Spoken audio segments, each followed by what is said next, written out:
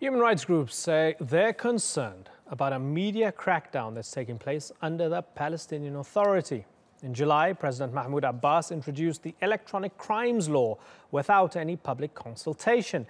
Since then, journalists have been arrested for as little as taking a photo of the president's convoy or posting remarks on Facebook, calling for Abbas to step down. Well, to discuss this, I'm joined now from Ramallah by former Palestinian chief negotiator Nabil Sha'ath. He now serves as an advisor to President Mahmoud Abbas on international affairs. Also in Ramallah, Palestinian writer Mariam Barghouti. Thank you both for joining us. Mariam, let me begin with you. They've just released him, but the charges are still not dropped. Tell me what the detention of Isa Amru means to you, because the guy just wrote a Facebook post and then he was arrested. What does that mean to you? Right. So the detention of Isa Amru comes under this new electronic crimes law that's been released by the PA by presidential decree without the approval of the Palestine Legislative Council. And he was detained over basically a post he had on social media. And it shows you the levels that the Palestinian Authority has gone to suppress Palestinians from freedom of expression, from freedom of speech, from criticizing this very authority that's becoming more and more authoritarian by the day. And this kind of police state is beginning to show its tangible face these days. And Isa Amru's case is emblematic of this. He is a human rights activist and defender against the Israeli occupation. And now he also has to deal with the suppression of the Palestinian Authority that claims to represent the Palestinian people. And more sinisterly, it claims to represent Palestinians in the international community. Okay, so Nabil Sha'ath, is the PA running a police state? And are they being authoritarian by throwing people in jail for Facebook posts? The Palestinian Authority is not a police state. The only police state that exists in Palestine is the Israeli occupation. That's the police state. That's the settler colonial regime. That's the oppression of every day. Now, there is a Palestinian Authority, and the Palestinian Authority have some authority, particularly in the cities, but the Israeli occupiers overrule. Now, there is so far there has not been any law that governs the speech in the social media. The social media, of course, has expanded and has become significantly important in Palestine. But once in a while, you have a complaint that goes to the courts that leads to a certain action taken. In this case, really an action taken against the wrong person. Isa Amru is a patriot who really worked very hard against settlements and against the settlement colonial policy of the Israelis.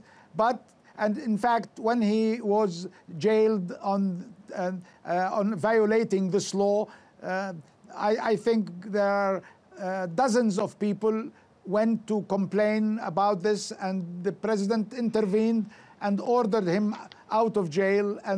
But the court to which the first police ruling went considered that it needs 4 days to adjudicate the case. Immediately after that, Isa Amru has been released. The courts were eventually convinced that he was innocent, and he was released. Now, this does not happen every day. And in fact, when it does happen, it elicits a lot of resistance and a lot of action to stop it. And it does stop, and there are means of stopping it and releasing Isa Amru, so he is back in his patriotic duty in Hebron. Mariam, do you take any comfort from hearing any of that? First of all, I completely agree that the first and foremost perpetrator on the Palestinian people is the Israeli colonialism. However, that does not alleviate the Palestinian Authority from the crimes it is enacting on the Palestinian people, and it does not alleviate it from criticism. Secondly, the Palestinian Authority is a symptom of Israel's settler colonialism. It is an occupation inside a colonization, and that is a problem we have to tackle. Secondly, Isa Amro was released after people mobilized. Is it really necessary for people to mobilize and keep telling the Palestinian Authority that what they're doing is wrong? Isa's case went into the international eye. He had the privilege of people speaking out. However, other Palestinians, journalists and activists and civilians alike, do not have that privilege. What happens to them?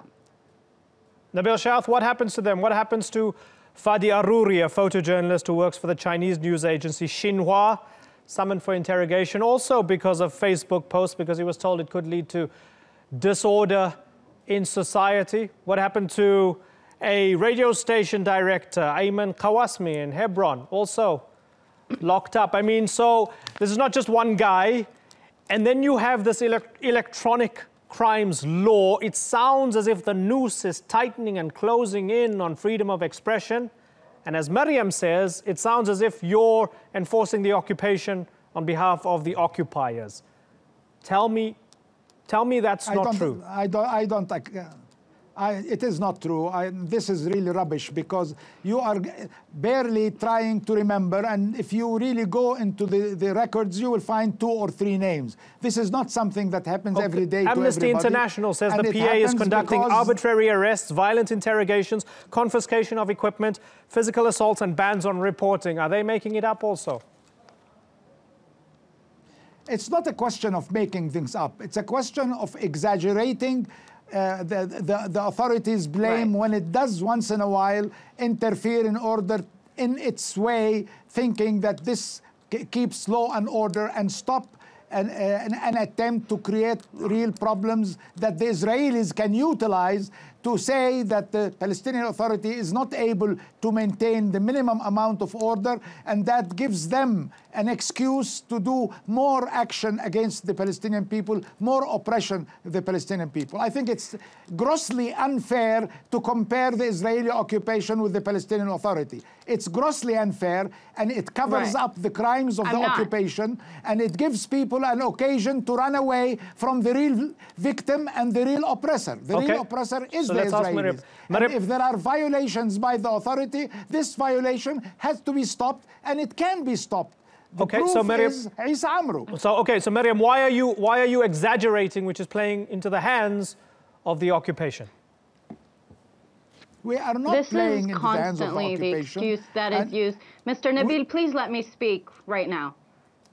This is the excuse that is constantly used against Palestinians, that we are exaggerating, that we are making this up, that we deserve what is happening to us because we are disturbing the peace. And this is why this is sinister, why it is awful, with the Palestinian Authority that is supposed to protect Palestinians has created this new path where it does security coordination with Israel, where it appeases Israel. Just right now, Mr. Nabil Shaath, you said that, the Israelis will say, look at Palestinians, they're not orderly. That is not the discourse that we have to fight. We have to fight all the discourse, that the Israeli settler colonial context of supremacy and inferiorizing Palestinians is what we have to fight. So no, as long as you keep pointing at another oppression to alleviate the Palestinian authorities, then we will never be liberated. Right now, it is settler colonialism that we have to fight, but the Palestinian Authority is not fighting it with us. Nabil Shaath, you have a young Palestinian woman who lives in the occupied West Bank debating you here.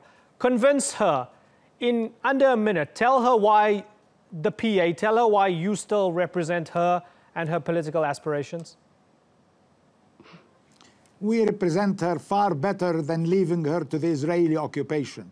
We have not surrendered to the Israeli occupation, and the resistance in Jerusalem and the support for it by the authority and the continuing attempt by the authority to corner the Israeli occupation and to go all over the world to fight its crimes is the proof that the Palestinian Authority is not the Israeli occupation. It's the absolute contrary to the Israeli occupation. Now, we do sometimes make mistakes, and when some mistake is done, when some injustice is done, when some unfairness is done, you will find hundreds of people who go to the authority and succeed eventually in taking away the injustice. I think if we really are able to regain our authority and our unity, then we will be able to regain our parliament. And when we regain our parliament, there will be a real control over the executive authority. I am for freedom of speech. I am for freedom of people to express their rights. But please do not compare the victim with the criminal. The criminal is the Israeli authority. And if you make that mistake, you make it very hard for your people to fight the occupation. Maryam, are you willing to give them a chance? To give the Palestinian Authority a chance? Yes. That will happen only when they join hands with their people. There are people that have been in the streets. When Al-Aqsa went down, the only reason the Palestinian Authority joined hands is because that was the only choice. But when that's not the only choice and they join hands with the people, then we can give them a chance. Nabil Shaath, what's your message to the international community when they look at the situation in the occupied West Bank and it seems as if the Palestinians can't really run themselves properly? Forget Gaza, forget Hamas. They look at the occupied West Bank and they see people imprisoned for Facebook posts and they go, well, why should these guys have a state if they can't even run their own society properly and democratically? You continue to exaggerate, and this exaggeration really makes things rather bizarre, because that international community, if it cannot see up till now what the Israeli occupation are doing to us, if that international community is not capable of implementing international law on the Israeli occupation, don't tell me that they then should forget about the Israeli occupation and concentrate on the mistakes of the authority. This is a total miscarriage of understanding and of justice. The problem here is very clear. We are the last colonial program in the world, the last apartheid system in the world. That's what the people should look at, to try to make them look the other way around when the authority, which is doing its best to end that occupation, makes some mistake, is absolutely erroneous and contrary to what we should do as a people together. No, but I do thank you, sir. Order to fight I'll tell you why occupation. I thank you. Because we reached out to many PA members, a lot of people who in ordinary circumstances would defend President Mahmoud Abbas, who would defend the PA. We reached out to our entire list of people. Nobody wanted to touch this topic because they disagreed with Abbas, they disagreed with this law, and they felt very uncomfortable defending it. So, as my final question to you, sir, how do you feel about that? That all the PA supporters were saying, we don't want to talk about this because it's too hot to touch and we feel a bit embarrassed by it. That is not the issue. The issue is when you have a cancer in your stomach and in your head, you do not go about crying to the world that you have a little pain in your toe or that you have a little temperature at your head.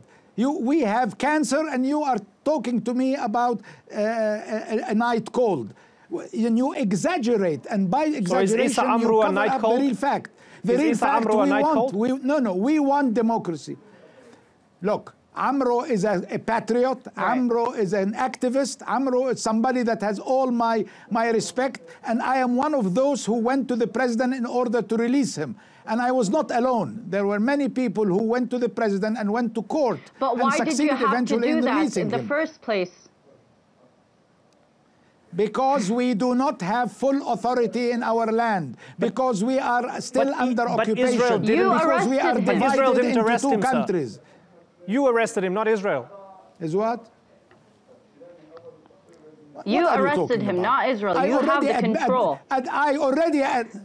Come on, you are forgetting to see what we are going through. I am for democracy. I am for freedom of expression. Colonialism. I protest settler colonialism. That's what we're going through.